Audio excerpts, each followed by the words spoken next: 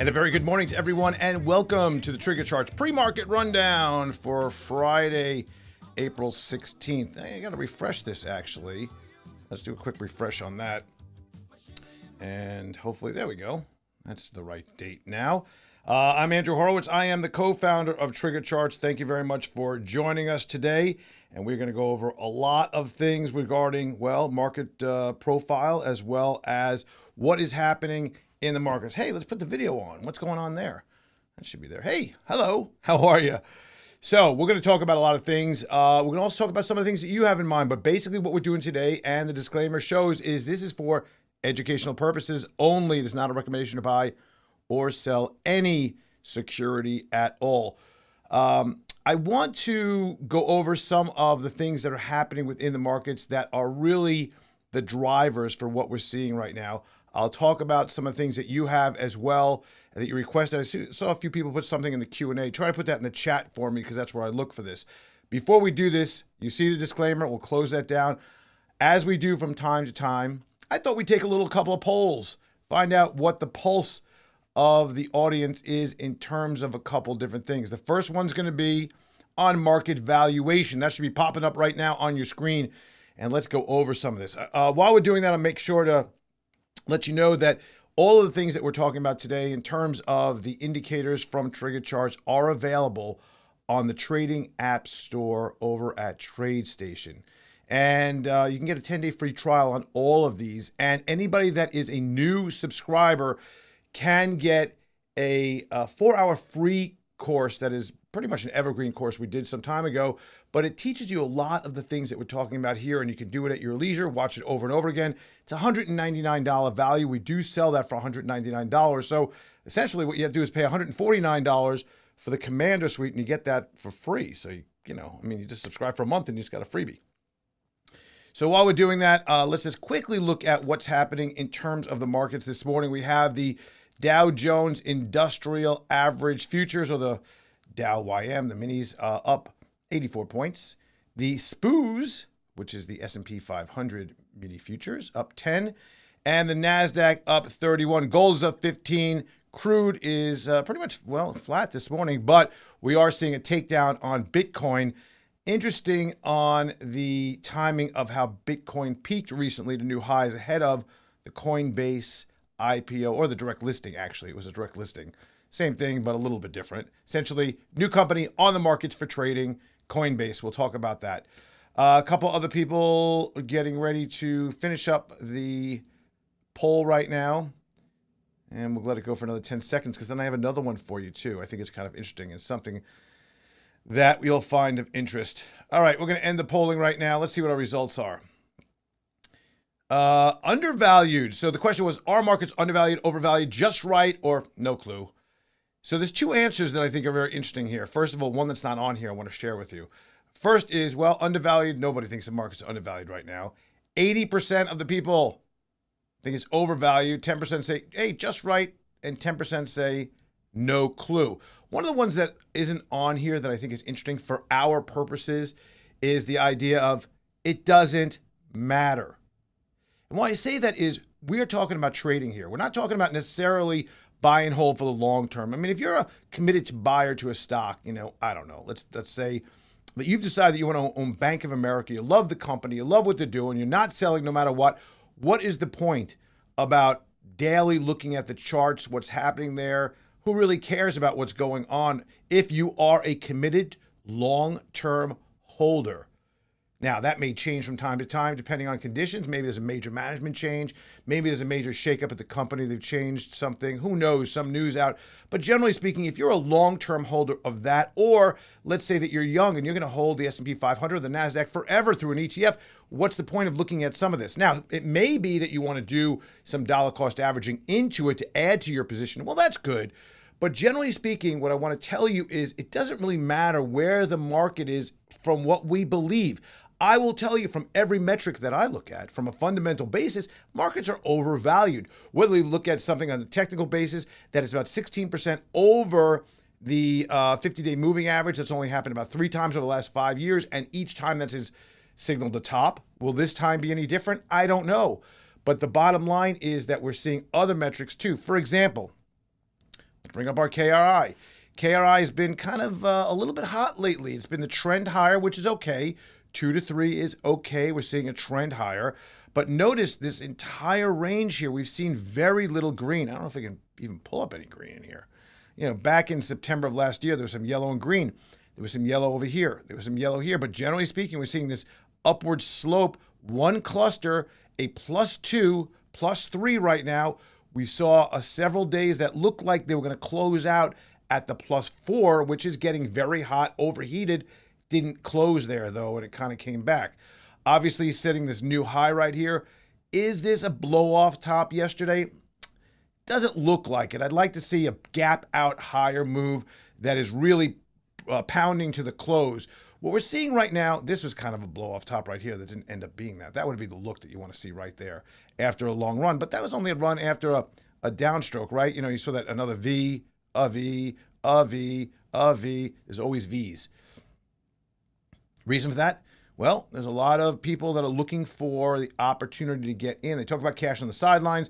They talk about cash in mutual funds. They talk about the rebalance. I think a lot of what's happened right here, right about here, where are we? Right, yep, right from about this day forward has been a massive rebalance. That's why we're seeing that treasuries that were on their way towards 2% that everybody was convinced of are back down to 1.57, 1.6 today. So I think that the bottom line, when we look at this, and we see what is happening right now, there was a massive rebalance, about a $500 billion rebalance that had to happen. It's a mechanical process that's driving this right now. All right, so let's go to the next one. I want to do one more quick one because I always like to find out about this, and things have changed over the years. And it's your favorite crypto trading instrument, direct, futures, ETFs, or no crypto trading. There's a poll up right now. Take a look at that. Now, I will tell you after this is finished what it has historically looked like when we do these polls. What it has been. I've kind of noted it over time, and I found it really interesting. And it's changed a little bit since we started doing this poll, but I'm kind of curious where we are now as we're seeing that Bitcoin, and you see Dogecoin last night up 139%. It's up like 18, or maybe now today it was about 2,500%. Since the beginning of the year. The joke coin that has the little dog as its mascot, and even the people that started say it was kind of started as a joke. While you're doing that, let's get on to what we're talking about on the right side.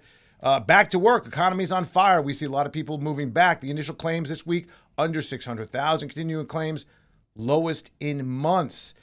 The Fed is dug in. No matter what seems to happen right now, the Fed is going to be looking to continue to make excuses any way they can for the reason to keep interest rates low and their bond buying program solid at about $120 billion per month, 80 into treasuries, 40 into others.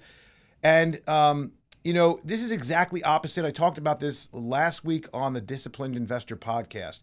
And I talked about the idea that back in 2008, 2009, we were able to and managed to keep interest rates low because inflation was not picking up. Even though they kept on readjusting their employment numbers, when it got to 6, they said, we'll stop. But they didn't. They waited 5.5, then 5, then 4. Then they said, well, inflation's not a big deal. It's under 2%. We're going to keep it here. Well, this time it's exactly opposite. The excuses they're giving are exactly opposite. You know, there is inflation, but our unemployment's not at the right spot. You know, it's still, we're finding that 8 million people are out of jobs and blah, blah, blah, blah, blah. You know, the Fed will continue and realize that no matter how you want to fight it, the Fed is all in and has been for a decade plus, maybe 25 years on markets. Regardless of what happens, they will be willing to change the numbers like they did for inflation, like they did for the employment with the labor participation rates, to try their best to keep interest rates relatively low. We're on a 20-year cycle of lower interest rates. Now, whether or not we do peak up back towards normality at the 2.5, 3% range for the 10-year, I have no idea. But that would cost our government a heck of a lot of money, especially considering the amount of money outstanding right now in debt. The Fed put on a total of about $7 trillion onto their balance sheets on U.S. government debt. And the government is very happy to fund whatever they want to fund with the stimulus programs in the $1 trillion range, plus, at very low interest rates. Now, if interest rates start peaking up, it's going to cost a lot more money, and then they're going to have to definitely think about raising taxes. So right now, where we are is in a situation where they're very content to keep interest rates very low. So here's we got pretty much everybody in on the crypto poll real quick. So this is what I want to tell you. When we started kind of looking at these polls, when we started looking at the futures and of crypto and the future of these polls, and the futures trading, the ETFs, all of that. Basically, when we first started doing this, the vast majority of people said, hey, no crypto trading. Now we're seeing is 40% are doing direct, which is direct into Bitcoin, direct into ETH, and whatever you're particularly trading. Futures are 0. Interesting. They thought that was going to be a big deal. ETFs, 7%. No crypto trading is 53%. Now, it's still a lot of people aren't trading cryptos, and I understand that from our poll, which is just, a small grouping here. But basically what is showing me is that there are more people, at least in this group, that are starting to dabble into the area of crypto trading. It's become a lot more available and easy to do. So I think that's what's happening right there. Good stuff, good stuff, good stuff. All right, Coinbase. Coinbase came out with their direct listing IPO this week. Basically, they came right to the market without going through the intermediaries, put it right on the market. Stock was up, indicated $250 per share. We knew that was going to be low. There was a number utilized by many of the analysts that looked at the comparison of this particular initial offering, if you will, compared to, let's say, Snowflake. And they said, hey, Snowflake indication when it first came out was X, but it really opened up 38% higher, I think was the number, 37.5%.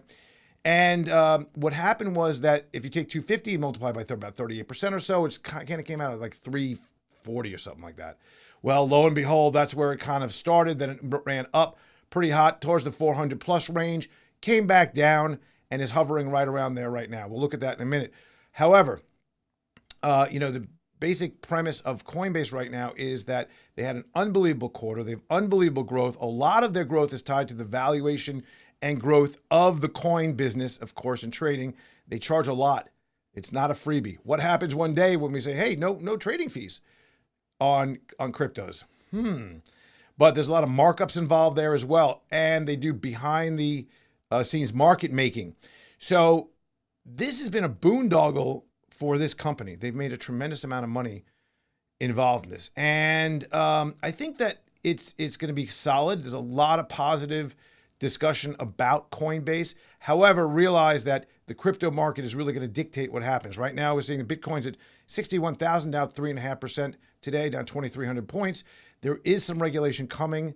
Everybody is cheering for regulation, thinking it's going to clear up the markets and everybody's going to have a lot more clarity on what's happening in the future. The question is going to be whether or not those regulations are going to put a little bit of a kibosh on some of this crypto business going on. So there is a lot of supply. Market is huge for this right now, and we'll see what happens with that. But we'll talk about Coinbase. Market's all-time highs, and all-time highs. Massive equity flows. Fascinating discussion by Bank of America last week. I believe what they said. I find it very hard to really understand. And this is it. Over the last 5 months, more money has flowed into equity mutual funds than has in totality, over the last 12 years. That's a head scratcher. I mean, does that sound even right? Now, it's a net flow number, and there could be some other things involved here, but basically what they're saying is there has been, I think it was some $600 billion or $500 billion that flowed into equity mutual funds over the last 5 months. Now, where did all that money come from? Is it any surprise? You got the PPP, you got the stimulus programs, you got the free money that was sent out to people. You have the fact that there was unemployment insurance that was being paid to people that didn't really need it. All of this, not all of it, but chunks of this were moved into the markets. I can tell you that the PPP monies are hot again. The $1,400 checks that people got. All of this, the waiver of required minimum distributions from the market, not having the tax on that. All of the things that went on to really recover the economy, that got to a point that we did recover a lot of the economy on a broad sense. There's still a lot of places that are problematic, but on a broad sense, the recovery plan that was pretty much low interest rates and to shove money out there, and it really doesn't matter where we're sending the money, just send the money. A lot of that ended up into the markets, and that is what's going on here. So the question is, can this last? Well, There's going to be another $1.92 trillion deal that's going to be done. Doesn't look like there's any stimulus program payments in there. Tax hikes will be interesting to see how that's going to play out, whether it's going to be anywhere north of 21% for corporations, maybe 25 is kind of that level they've been talking about, dropping it from 28% that was originally in the plan. But I think we all agree that somebody's got to pay for all this, right? The power of fiscal stimulus. Well, the Fed lights the fire, right? What happened was the Fed came out and they said, hey, we're going to have low interest rates. We lit a fire, warmed up the house beautifully. The government comes in and starts putting on stimulus. Not once, not twice, not 3 times. Seems like 5 times at this point. And what was that stimulus? It was basically gasoline that they poured all over the fire and all over the house, lit it up. And then not only that, they came in with fans to really pump that fire and strengthen it. And so where we are right now is definitely in an inflationary market environment. And what's happening is that right now we're kind of seeing that come out, right? We saw that PPI was the highest it's been in years. We saw the CPI came out hot, only 2.6 year over year, probably a little bit higher next month. But we're starting to see this kind of reheating of that. And the markets, I mentioned that we saw +4 clusters on the KRI. SPACs and speculative plays have been kind of dipping a little bit back to quality names seems to be the play right now. And there's a lot of button pushing going on. You know, button pushing, what that is? That's this. Oh, let's buy. Oh, buy. Without any kind of analysis. Somebody was joking around that it'd be great if we could create an app that if you push the buy button without doing any analysis, you get shocked. How great would that be? You got to do some analysis, whether it's technical, whether it's fundamental, whether it's something to look at what is going on. Why am I going to be there? What is the rationale for my trade? Otherwise, you know what? You're just going to lose money. Let's be honest. Economics, we had the base effect I talked about. Regional manufacturing is pretty hot. Retail sales, 9.8% yesterday. Hot. Those are numbers like you see out of China. That was probably the first of 2 months that are going to come out pretty hot due to the stimulus checks. And a lot of money in the system. So earnings season started this week. We saw the banks come out, JP Morgan, Wells Fargo City, all benefited from a release of their loan loss reserves. Basically, JP Morgan had a pretty lousy quarter. Otherwise, I wouldn't say lousy. I'll take that back. They didn't have as great of a quarter as it looked. If you were to subtract out the fact that they got a lot of an earnings bump from the increase of money back into their coffers due to the loan loss reserves that were allowed to be released. So the banks, once again, I'm telling you, you're going to watch this, that they come out, everybody's excited on the initial print and turn lower. That's what we saw the last few days. I think that's what's happened the last few weeks, few quarters. And possibly we're going to see that kind of maybe excitement into a little different than we had before. The last few quarters, we kind of had excitement on the banks and it petered out. Technology came in, people were kind of worried, and then it popped. I wonder if we're going to have a little bit of an opposite reaction considering where we are in the complacency in the markets right now. So I'd watch very carefully of what happens when earnings start rolling in for some of the major tech companies over the next 2 weeks. Next week, we have light economics. So we're going to look at that. Here's some stocks we're going to look at, plus your names. I'm going to write the word here in the chat so you can put your particular names in there. All right, let's take a look here. All right. This is a name that some of the SPACs are still hot right now. This was a SPAC last week, Mudrick Capital Corp. Mudrick Capital Corp was merged with Topps, you know, the playing cards. And the NFT market is something that has a buzz. I don't know if it's going to last, but it has a buzz. Well, the idea is that you're going to take that whole Topps collection, turn it into NFTs, and this is kind of a play on the NFT space in a way. So we picked this up down about right about here when it kind of, let's see where it was. It popped up here, right about here. When it started kind of coming in right to that level there, about 11. Actually sold it personally yesterday, right about 13.75. A little bit higher today, but a nice little 25% gain over about 4 or 5 sessions. These are the ones you want to look for, these SPACs where you see this long-term zero line on the $10 base, right? That's kind of where it was, up and down, up and down. They come in, there's big news, drop down. Where was the sellout? I mean, under about 1050, right about there was the kind of like support. But if it got below that, that was the way to get out. We were getting close to that. Could have bought in a little bit more. Seen that nice run. Again, up a little bit today. Not a lot of volume. Really interesting name. SPACs, on the other hand, though, right now are a little bit problematic. Somebody asked me about space. What a disaster. This was a great name. This is something I was very excited about.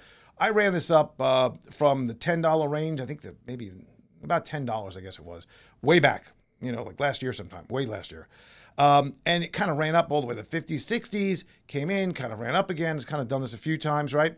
And this is daily. This is from the beginning of this year, right? The beginning of this year, it went from 23 up to 60. Well, the CEO sold shares. That was a problem right about here.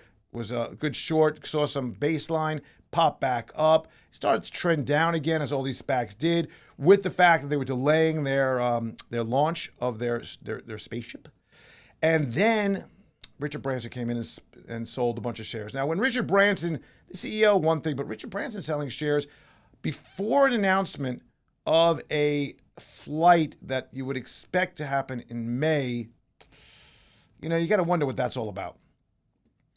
So somebody asked me about that. Not looking really great. Kind of cut a bunch of the position throughout here into here. Very small remaining position on the hopes that maybe there'll be an announcement. But that's all. Otherwise, it's looking pretty lousy. There is some base right about there where we are right now, about the 22 range. Below that, it's a problem. This one's interesting, I thought, only because this is city trends. If you look at this and some of the other names like AEO, I mean, look at this American Eagle Outdoors. I thought Outfitters. I thought they were bankrupt at one time. Didn't they close like all the stores? Well, if you look back, and let's even switch this over to a weekly, and what you're looking at right now is basically the very simple to read the autopilot with the altimeter. You got the aileron, which is an extra add-on. But basically, what you get when you go over to the trading app store over on TradeStation is similar to this multi-time frame radar screen. Nobody else has it. This is so awesome. We don't really talk about this that much, but this is the Bible right here. This tells you exactly what you need to know. You look, okay, look at space weekly. You got 7 short. You got 7 on the daily. You go to the 240 or 3 short. I mean, there was profiting on short, so maybe there's a turnaround. But the overall trend for this is short, 7 weeks short. Should tell you a lot when it comes to city trends. Hey, you got a long alert on the daily, you got a long alert on the weekly, you got a long that's going on 2 bars on the 240. So that there is something happening here, and this is on a weekly basis really popping up. You go from, you talk about crazy numbers like, hey, look how great Bitcoin's doing or whatever. But you talk about from 9 to 100. That's a 10-bagger in an environment where it's supposed to be really lousy, right? People are unemployed and all these problems. But the clothing business, when you come with stimulus, is doing pretty well. So bottom line on this is that there is a significant trend on the upside here. Popped to the upside yesterday. Again, when you look, long alert right there. See that long alert? Well, it's turning yellow here. This synchronizes. These two synchronize. The radar screen always synchronizes. You can see that we're a little bit overdone right here, but still up another 3.5% in the pre-market right now. Really interesting stock. Gold. Who likes gold? I know a lot of people like gold. Well, look what's happening. The gold miners are starting to break out a little bit. Let's take a look at gold real quickly. What we saw was this kind of major move down on a daily basis. And you can do this on any time period you want. We do daily just for education. I mean, you can switch this around to, what do you want to do? 30-minute? You want to do 60-minute? Whatever you want to do. It all works just fine. A little more choppy when you kind of shrink those down. But basically, gold has been in a downtrend since the beginning of the year. Major downtrend, plenty of short opportunities. And now we saw that it was starting to hold these levels within the altimeter, this range that we look at. I talk to you about this all the time. I love to draw my little boxes around things, see where those ranges are. We got a breakout and a convincing breakout above the range, up a little bit today, up about 60 basis points, 99 cents on the pre-market here. Starting to break up. There is some resistance that I drew in previously at about 167. You get above that, you got some good run right there. You look at silver. Silver's doing a very similar look. We talked about this range, and if it broke there last, it's going to be a problem. Well, it did break, and now it's starting to pop up right through into that hole again. Well, it's right above this level. You definitely have some room. Where is that? Up 20 cents today? Up to about 24.45-ish, where base may kind of hold. We'll see what happens today. But back to GDX, which is the gold miners, which are levered to gold, of course. I mean, you saw a dip down in March to about, what level we got here? About 31 to 35, $4, 11, 12% gain there. And if you did it on any of the levered ETFs, it's pretty substantial. Well, right now, where are we? Well, if you draw a line and you kind of see where we are on the top here, does that connect anything? Well, it sure does. this level, which was really good support for a while until it broke, now becomes your resistance level. So right now, 35.95, you're a little bit above that. You're peeking your head up over the top. That means you have room possibly up to 36.62. Doesn't seem to be a lot of hardcore overall resistance. The next resistance point really is about 37.60 on this, where you can connect multiple lines, whether it's any of the green, yellow, red, in multiple lines will tell you there's a major amount of volume that has been spent in dollars on that level. Therefore, it becomes the either support or resistance level. Pretty simple. That's the whole point. I tell everybody this all the time. I'm going to tell you this. We built this because I needed to have simplicity when I trade.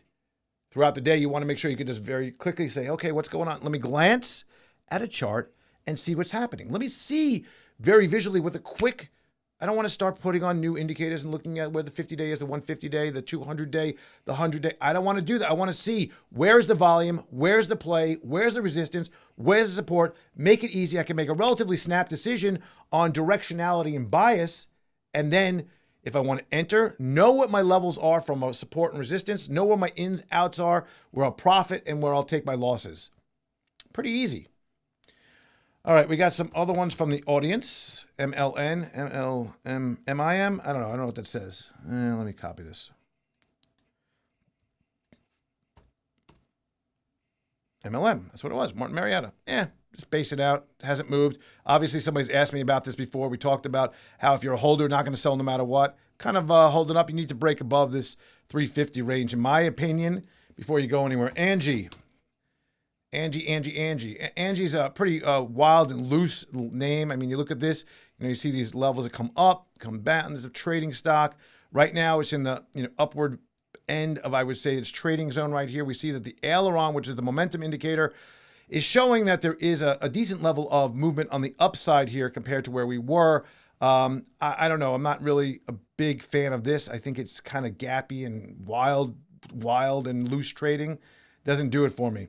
SPWR. Yeah, these solars, you got to wonder. I mean, ahead of the news of the infrastructure plan, we got this beautiful run up from 26 up to 50, and then it's just going nowhere. Right now, it looks like I would say somewhere around 23.89 is your. I would kind of draw this in right about there. $23 is kind of that decent level of support. I mean, the really good support is, probably right there, but you don't want to hear about that at 16. You broke down below a key level here, double key level, and you see you're kind of trading below that and not really getting a lot of pickup on the other side. I would look at, there's some support here, probably just technically a stopping point. It doesn't look like it's on a good run. It's very shallow on its upside opportunities here and kind of moving down. Not like really thrilling me there. Playboy. Yeah, that was a runner, huh? That was a screamer. I mean, what am I going to say about that? Playboy spacked out, and I guess they're going to also NFT. There's another probably NFT play on the old Playboy magazines. You could probably buy the 1985 cover page of Playboy through an NFT. I bet they're going to probably try to sell you. Not sure what the benefit is, but okay. And then trade it. I guess trade cover pages maybe or something. I don't know. This is my idea. Interesting. Stock has been on a vertical ascent on a daily basis. Where does it go from here? I don't know. Is it a little bit overdone? I don't know. Seems a little bit crazy right now. TIP. TIP is, I like TIP generally as an inflation hedge in a portfolio. That's a different story than trading. TIP definitely popped up as bonds started coming up recently. Down a little bit today. Inside action is really within this range, 125 to 124.86. Very tight range. It looks like it's big, but it's not. We'll call it 126 to 125. You're seeing a bit of an upslope here. It's going to trade with bonds here. Last one, NWS. News Corp. Yes, chart looks pretty good here. I mean, it's kind of basing out. Get above your 25 range, 25.50. I think you got a shot at something pretty good here. Listen, we're going to end it right there. Thank you so much for joining us today. Make sure to go over to the trading app. No, that's not it. The trading app store. I got it somewhere here. Maybe not. What happened to my not working? Let's see. I'll put it in here. There we go. There you go. Full suite of indicators right there available over on TradeStation. Thanks a lot for joining me, and I'll see you again next week.